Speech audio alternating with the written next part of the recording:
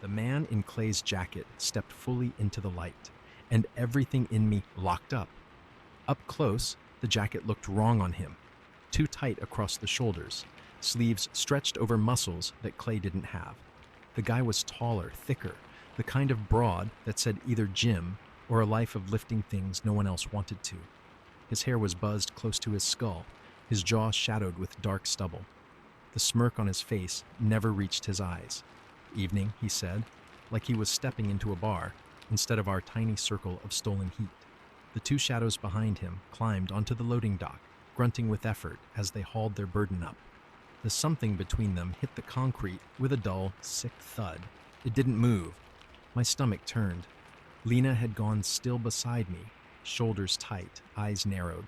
Mark had half risen, like he couldn't decide whether to bolt or curl tighter into himself.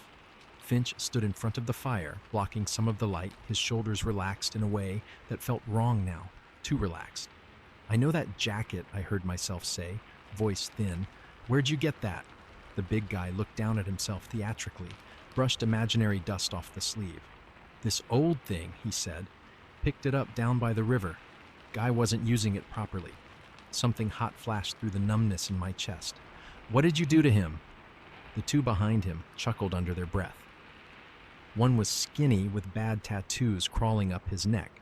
The other had a shaved head and eyes that slid over everything, like he was always calculating exits. "Easy, fresh meat," Tattoo Neck said. "We're just having a friendly visit." Finch finally spoke, voice flat. "You're late." My head snapped toward him. "You know them?" The big guy's smirk widened. "He knows us," he said. "Everyone knows us eventually." He tilted his chin at Finch. "You didn't say he was this chatty." Finch didn't answer. He just watched me, gaze unreadable, as if he were waiting to see what I'd do. My hand tightened on my backpack strap until my knuckles ached. "If you touched him, Huby," Lena hissed under her breath. "Shut up." The big guy's eyes flicked to her, then back to me. "He's protective. That's cute." He took a step closer. The smell of cigarettes and sweat and something metallic reached me. "You must be the new one." I didn't answer. My heart was pounding so hard I could feel it in my teeth. He jerked his thumb toward the crumpled figure on the ground behind him. "You're worried about the river rat? Come take a look." Every instinct in me screamed not to move, but my feet betrayed me. I stepped around Finch, closer to the bucket of fire, closer to them. The dim orange light stretched shadows across their faces, carving out hollows and hard angles. The two guys lifted the body a little, so it rolled toward the light, a shape wrapped in a filthy blanket, shoes scraping against the concrete. For one terrifying second, it was just a heap of limbs, anonymous and broken. Then the blanket slipped back. Gray beard, weathered skin, a dark smear on his forehead, a blooming bruise along his cheek. Clay. My knees almost gave out. "No," I whispered. "No, no." His eyes were closed. His chest moved, just barely, shallow and slow. One of his hands twitched. "You were worried you wouldn't get a chance to say goodbye?" the big guy asked. "Look, we brought him to you." I lurched forward, but Tattoo Neck stepped sideways neatly, blocking me with his body. He smelled like sour beer. "Whoa," he said. "Slow down, hero. There's a toll on this kindness." I stared at him. "What?" "The world ain't free," Shaved Head added. "You want to sit by our fire? You pay. You want us to drag your old crippled friend up here. Instead of leaving him in the mud, you pay more." Something snapped in me. I was tired of being the one who didn't know the rules, tired of that constant feeling of being half a step behind everyone else. I dropped my backpack off my shoulder, fingers fumbling with the zipper, and yanked it open. "I don't have much," I said, breath coming short. "You can take, just don't touch him again." "Huby," Lena said sharply. "Don't." I ignored her. I pulled out the stupid folded t-shirt I'd kept because it still smelled faintly like laundry detergent, a pair of socks, my toothbrush. The last 20 in my wallet. I held the bill out with shaking fingers. The big guy glanced at it, unimpressed. You think we came all this way for pocket change? It's all I have, I said. You took his blanket. You already hurt him. What else do you want? He stepped closer until his chest almost touched my outstretched hand. Up close, I could see a faint scar through his left eyebrow, a pale line of old damage. His eyes were dark and, disturbingly, almost amused. It's not about the stuff, he said softly. It's about knowing what kind of man you are when someone's on the floor and you're not. Before I could process that, his hand flashed out, not at me, at my backpack.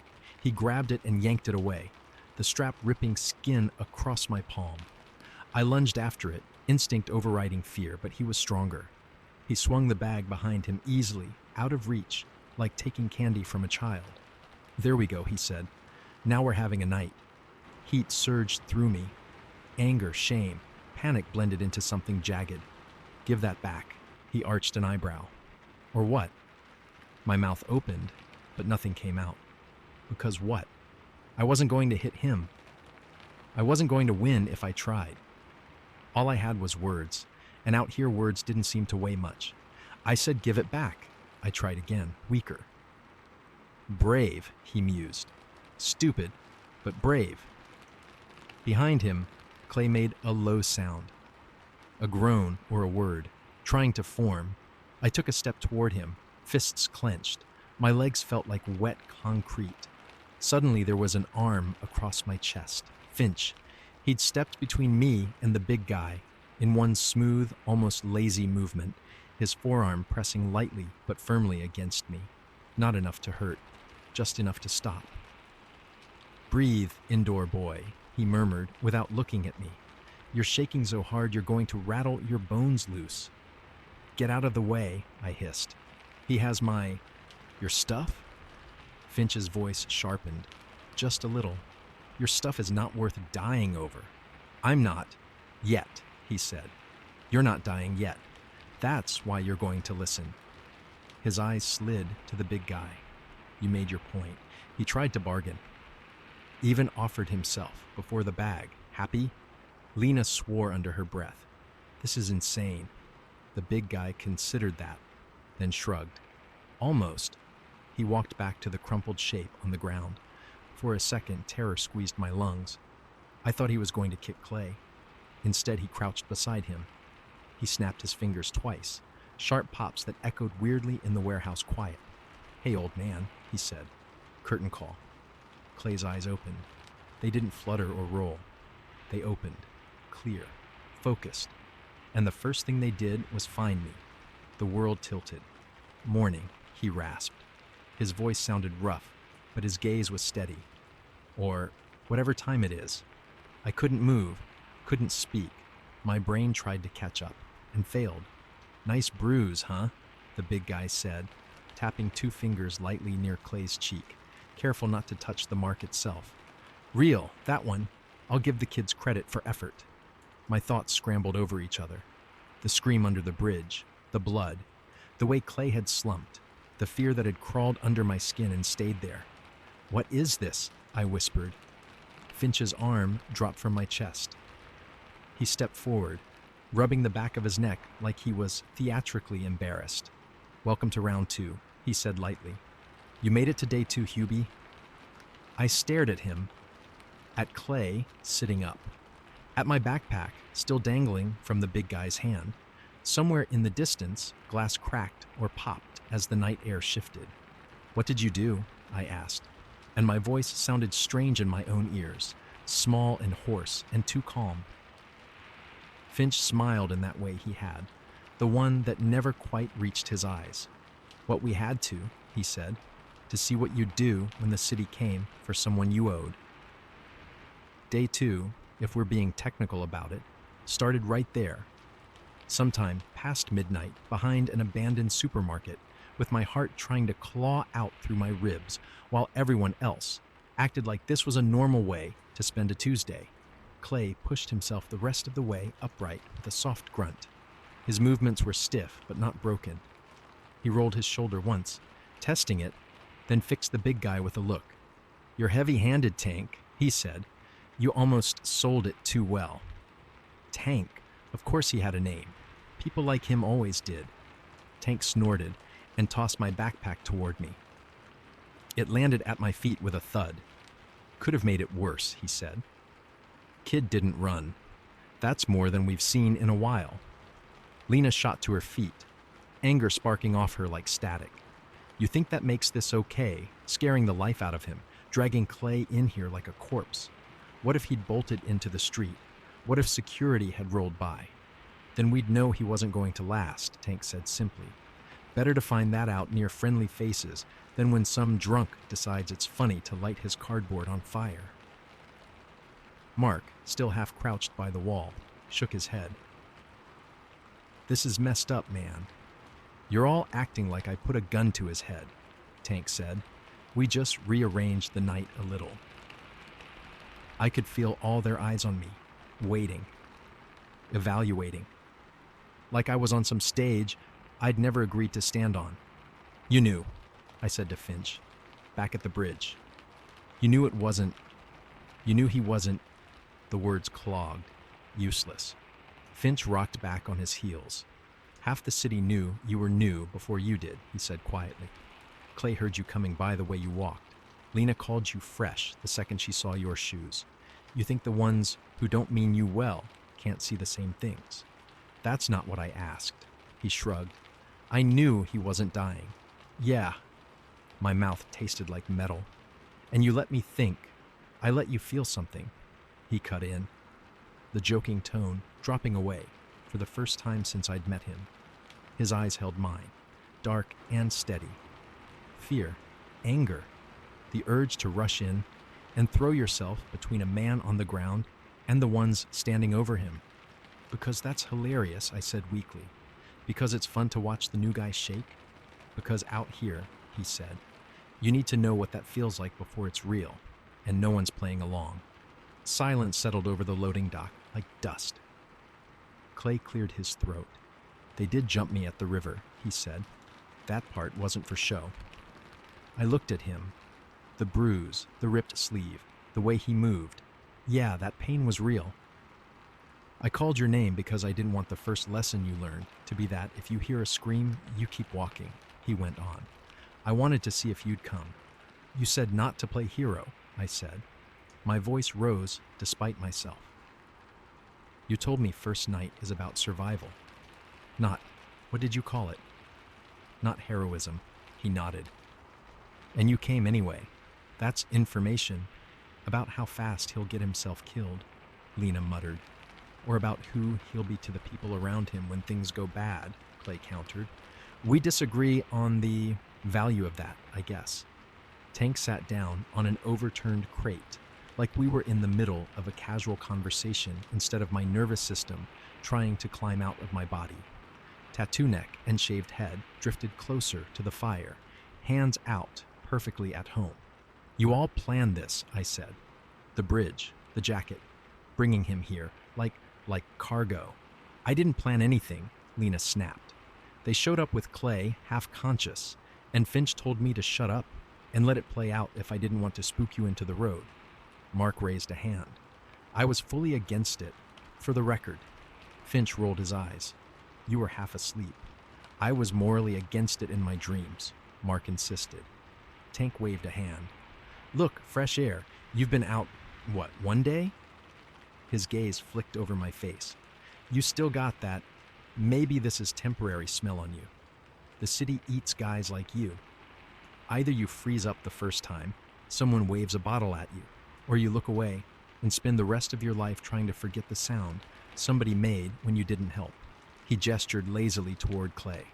We gave you both at once, a little sampler platter. That's sick, I said. That's accurate, Finch replied. Something in me wanted to scream, to throw the backpack at Finch's head, to demand they all leave me alone. Another part, the quieter one, the part that had watched the world not stop when I walked away from my apartment, whispered that, messed up or not, they weren't entirely wrong. I hated that part.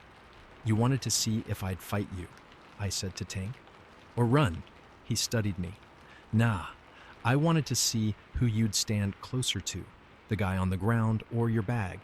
I thought of my hand reaching automatically for my backpack strap every time I moved that day. My last pieces of the old life, the useless key. I looked down. The 20 I'd dropped lay on the concrete between us, almost absurdly bright in the firelight. Lena bent, picked it up, and shoved it into my hand. "Rule correction," she said. "Yes, there are people who'll take everything from you because they can. Yes, there are tests, but you don't give people like Tank here your last bill, unless you're also willing to drink his spit and thank him for the hydration." "Charming visual," Tank muttered. She ignored him. "You did okay. You didn't sell anyone else out. You didn't start crying. You didn't swing first and gift them an excuse to break your jaw. You're still an idiot, but you'll learn." I let out a breath I hadn't realized I'd been holding. It came out shaky. "I thought he was dead," I whispered, glancing at Clay. Clay smiled, small and tired. "Not yet, kid. Got a few bad days left in me." The adrenaline started to ebb, leaving me hollow and cold. My legs gave up the performance of strength, and I sank onto my piece of cardboard, backpack clutched between my knees, like a life vest. "No more games tonight," I said. It came out as a plea. "Scout's honor," Finch said, holding up 2 fingers. "You were never a scout," Lena said. "You don't know my life." Mark cleared his throat. "Security will actually be doing rounds soon," he said. "We should shut it down." "No more loud lessons." Tank stretched, joints popping. "We're done here anyway. You passed. Or at least, you didn't fail hard enough to make it boring." He jerked his head at his companions. "Come on, we've got the bridge to get back to before some other genius steals my new fashion statement." He tugged Clay's jacket at the collar. Clay frowned. "You gonna keep that?" Tank considered, then shrugged it off in one efficient motion and tossed it at Clay. Clay caught it against his chest, wincing as it hit the bruise. "Thought it completed the look," Tank said. "But you make it work better." He paused, looking at me again, something unreadable crossing his face. "Word of advice, Huby. Day 1 is shock. Day 2 is adjustment. Day 3 is decision. Where you sleep, who you listen to, what you're willing to carry. That's when it settles." "What happens on day 3? I asked before I could stop myself. He smiled, slow and thin. "You'll see." Then he dropped off the edge of the loading dock, landing light for someone his size. Tattoo neck and shaved head followed. Their footsteps crunched over gravel and then faded into the night. For a while, no one spoke. The fire crackled, eating through what little wood was left. My teeth started to chatter now that my body remembered it was cold. "You okay?" Lena asked finally, not unkindly. I swallowed. "I don't know what that means anymore." She nodded. "That's probably the most honest answer you've given all night." Clay eased his jacket back on with a grunt. "You need sleep," he said. "Tomorrow's not going to get easier just because this felt like the worst thing." "Tomorrow," I repeated dully. "Day 2. "No," Finch said, tipping his head back to look at the strip of sky, just visible beyond the roof. "Day 2 started the second you walked toward that screen. This," he gestured around, "this is extra credit." I lay down eventually, backpack as my pillow. Clay's slow, rough breathing, just audible, on the other side of the fire. I thought sleep would be impossible, but exhaustion finally dragged me under in ragged, shallow patches. The last thing I saw before my eyes closed was Finch, sitting with his back to the wall, eyes open, listening to the night like it was telling him secrets. When I woke, gray light was leaking into the world. For a moment, I didn't know where I was. The roof overhead, the cold pressing up through the cardboard, the smell of smoke and unwashed bodies. It all blurred. Then my neck protested. My spine cracked, and memory rushed back in a flood. The jacket, the test, Clay's eyes opening, Tank's smile. I groaned. "Congratulations," Finch's voice said, from somewhere above my head. "You didn't get murdered in your sleep. That's one in the win column." I blinked up at him. He was perched on the edge of the dock, legs dangling, chewing on something that looked like the world's saddest granola bar. "What time is it?" I asked, my voice thick. "Too early for philosophy. Too late to pretend this was a bad dream," he said. "Come on, superstar, field trip." "Field what?" He hopped down lightly. Lena was already awake, rubbing her hands together, her breath steaming in the chill air. Mark sat with his back against the wall, gaze distant, as if he'd never slept at all. Clay was gone. Panic flared. "Where's Clay?" "Relax," Lena said. "He left before sunrise. River guy. Doesn't like being away from his spot long. He could barely walk." "Yeah," Finch said. "And yet he's been out here longer than most. Don't underestimate old bones." I pushed myself upright, muscles protesting. Every part of me felt used up. "What field trip?" I asked again. "To the day shift," Finch said simply. "You survived night. Now you get to see the other half of the world that doesn't belong to you anymore." "And if I say no?" He shrugged. "Then you wander around on your own, get harassed by cops, miss the good meal spots, and probably end up back at the bridge with Clay acting like a disappointed father. Your call." He started walking toward the ramp without looking back. Lena glanced at me. "You coming? Or are you going to stay here until security boots you in the ribs?" I hesitated only a second before slinging my backpack on and following. The sky was a flat, colorless sheet as we stepped out into the empty parking lot. The city beyond it was already shifting masks again, trash trucks groaning down side streets, early commuters clutching coffee cups, joggers in expensive shoes cutting wide arcs around anyone who didn't fit their morning. As we reached the sidewalk, a car rolled slowly past the mouth of the lot. Dark sedan, windows tinted. It didn't belong to the trash trucks and joggers. I caught a glimpse of my own reflection in the tinted window, a pale, tired stranger with yesterday's clothes and river wind still stuck in his hair. Then the glass shifted and angled as the car turned, and for half a second I thought I saw a shape behind it, the outline of someone in a collared shirt, a clipboard in hand, a phone held up, maybe taking a picture. The car didn't speed up like everyone else. It lingered just long enough to feel intentional. Then it disappeared around the corner. "Did you see that?" I asked. "See what?" Finch said. "That car, the way it slowed. Get used to people looking and not stopping," he said. "Or stopping and not helping. That's all it is." Maybe he was right, but as we walked into the thinning shadows of early morning, I couldn't shake the feeling that whoever was in that car hadn't just been looking at people. They'd been looking at me. We walked for hours. It felt that way, at least. Time on the street stretched and kinked in strange places. A block could take forever if you were hungry, and there was food at the end of it. Whole stretches of pavement vanished if your mind was busy replaying the worst things you'd seen. Finch played tour guide in his particular way.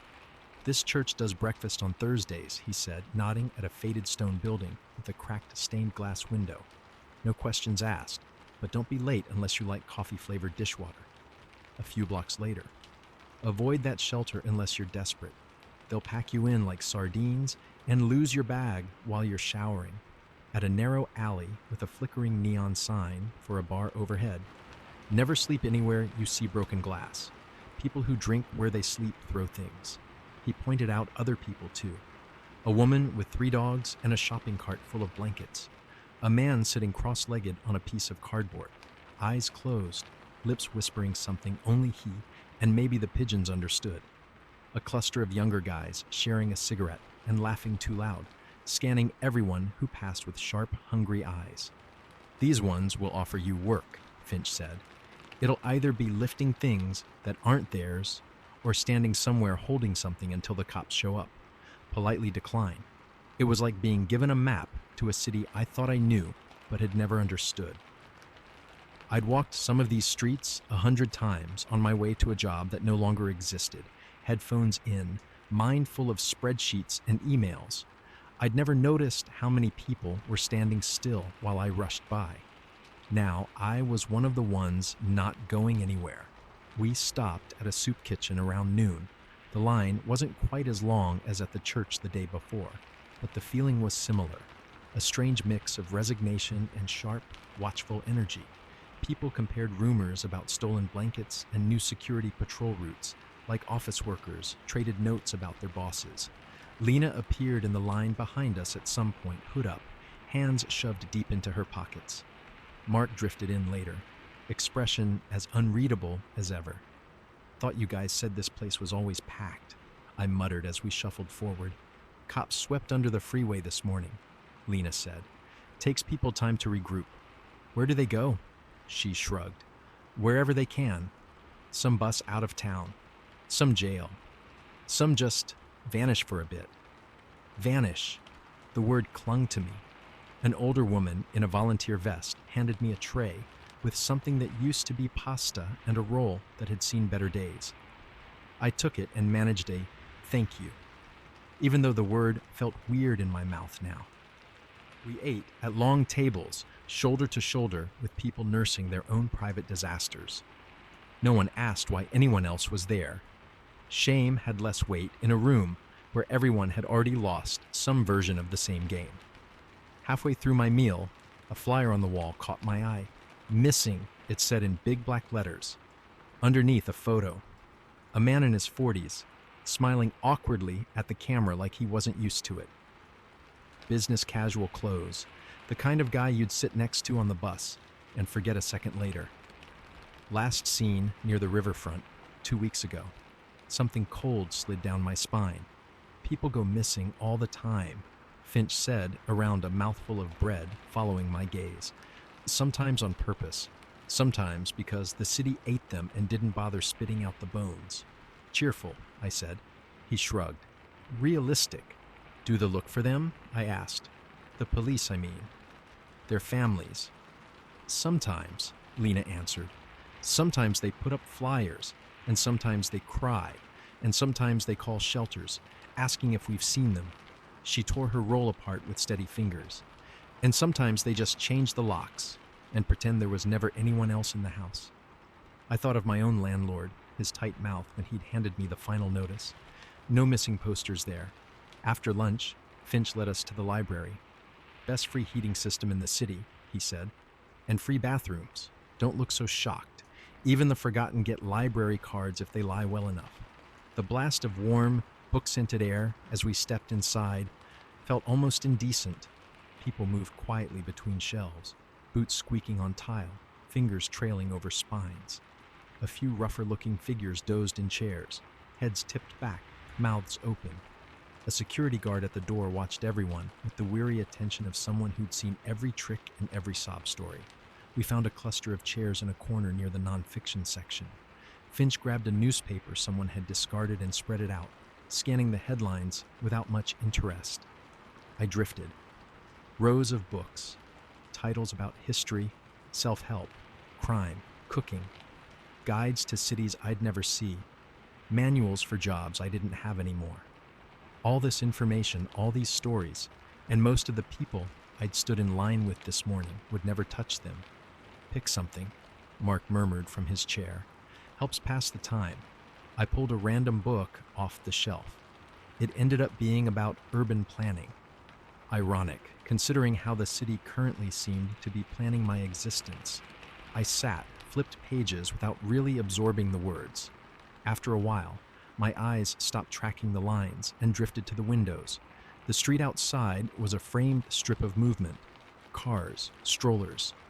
A guy in a suit talking into a wireless headset, gesturing as if someone could see his hands. Then, like a spider sliding into the edge of its web, a dark sedan eased into view. Same shape, same slow roll, tinted windows. It pulled up across from the library and idled at the curb. The driver remained just a shadow behind glass, indistinct. The back window was darker. I leaned forward in my chair, the book forgotten on my lap. What is it? Finch asked, not looking up. That car again, I said. I swear that's the same one from this morning. He sighed. Congratulations. You've discovered that rich people drive boring vehicles. No, I said. It slowed near the lot earlier.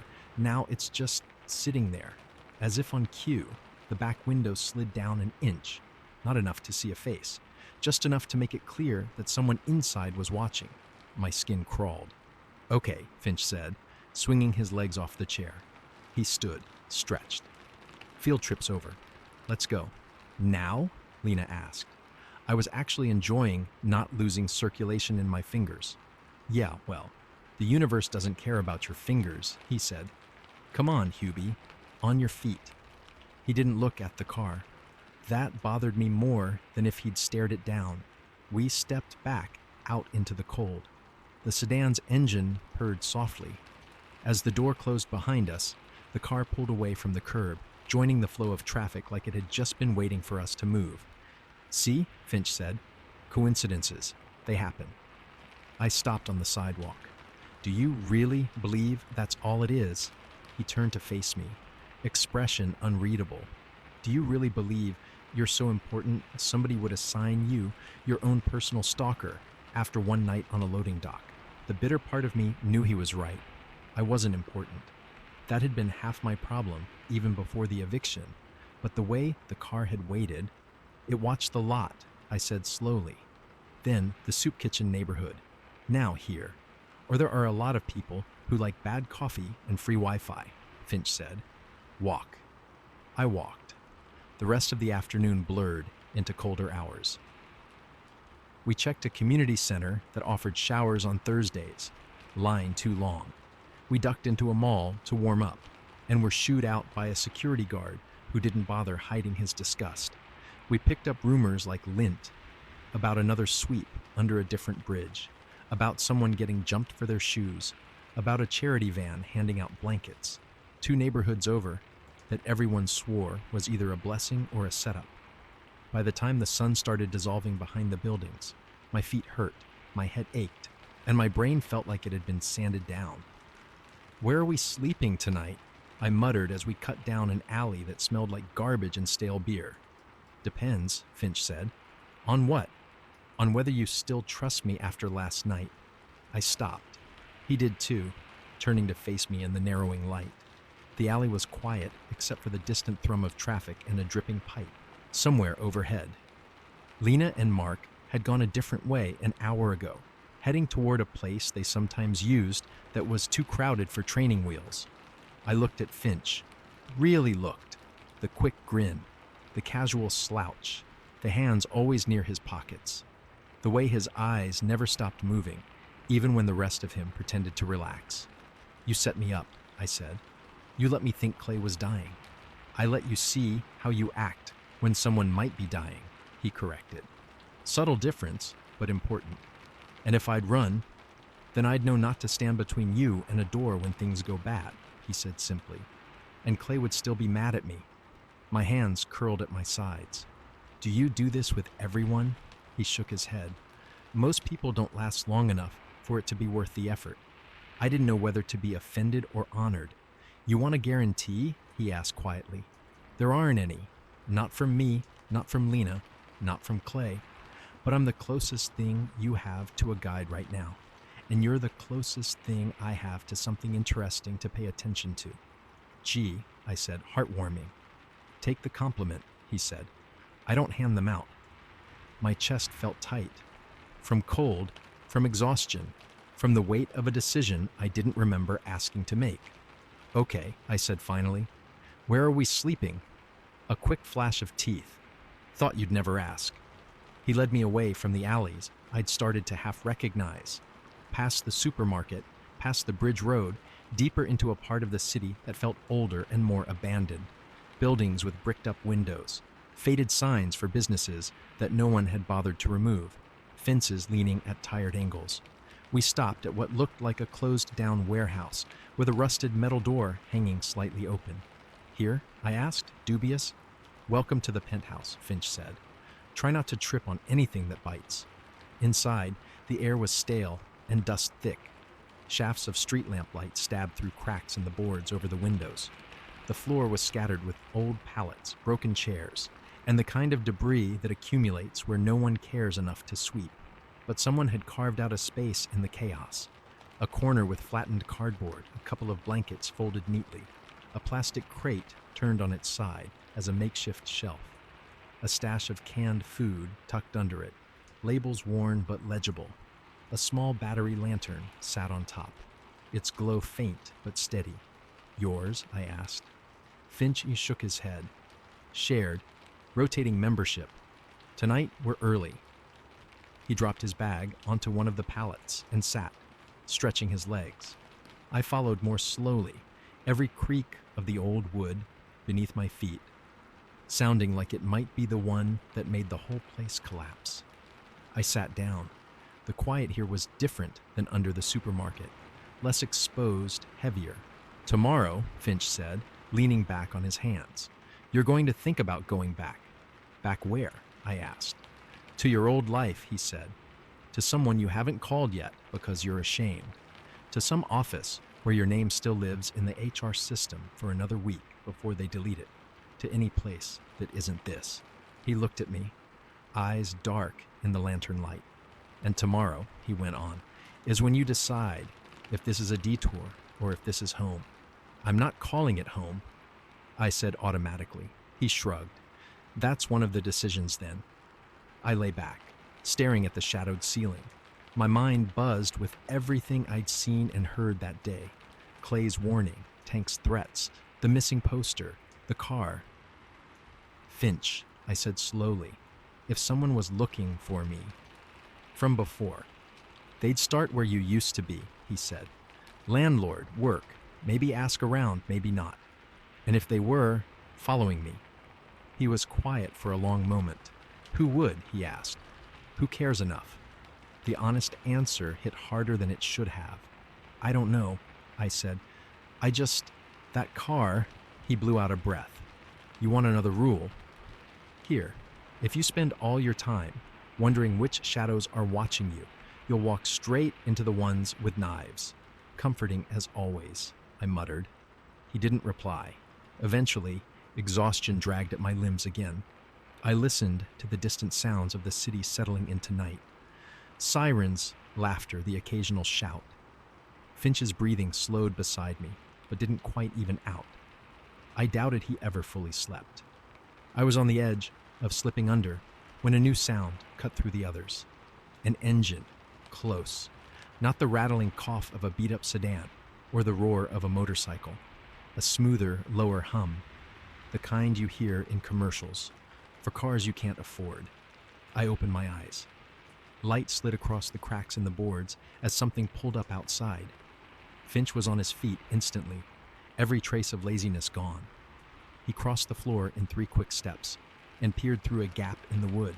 I sat up, heart already hammering. What is it? I whispered. He didn't answer. I got up and joined him, careful not to make noise. He shifted just enough for me to see. Outside, half obscured by the boards and dirt-grimed glass, a dark sedan sat humming at the curb. Same shape, same tinted windows. This time, the back door opened. A man stepped out. Not a cop, no uniform. Not a random passerby either. His coat was too clean, his shoes too polished, his movements too deliberate. He held a folder in one hand. He walked around the car, scanned the front of the warehouse, then glanced down at the folder and flipped it open. Even from here, through the cracks and the failing light, I could see the first page. A printed sheet, a block of text, and in the middle of it, my name. Hubert. Okay, Finch murmured. The word held none of his usual humor. That's new. The man looked up from the paper and straight at the very window we were peeking through. Our eyes couldn't quite meet through the tint and the grime, but it felt like they did. There, he said to someone still inside the car. His voice carried, smooth and certain. That's the building. He won't have gone far. The hairs on my arms stood up. Day 2, I realized, wasn't done testing me. It was just getting started.